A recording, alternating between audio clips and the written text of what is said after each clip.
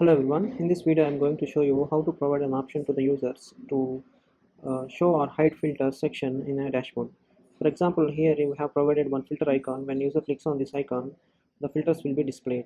Whenever user clicks on this close button, the filters will be hidden. So let's see how to provide this option. I'm going to the new dashboard. Let's say I want to hide this section here. So first select that container and then click on this drop down arrow. Once you select the add or show hide button, you will see one close icon with the floating option. Okay, so drag and drop at the area you wanted to place it and then click on the down arrow. Here select edit button. Once you click on the edit button, you will see the edit button window. Here we have to select button style. So for us by default we have the image button, and then you need to select the icons which should be displayed when the item is hidden and the item is shown. In this case, when the item is shown, we want the close button to hide the container, so that is there by default. Next we need to change the icon when the item is hidden. So click on the item hidden and then select choose. Here we can choose the filter. Once you select the filter icon and then click OK. Here we can provide the tooltip. Whenever user hovers on that icon, user will come to know the details about that button.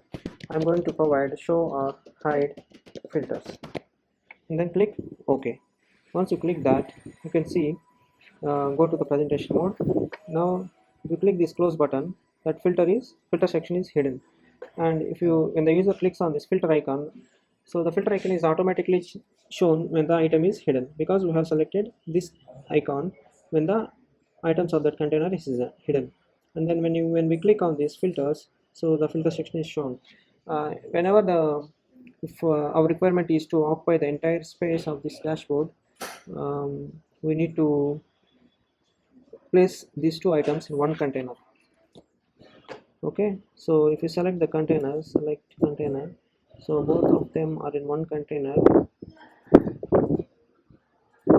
So let me drag one horizontal and then put both of them in one single container.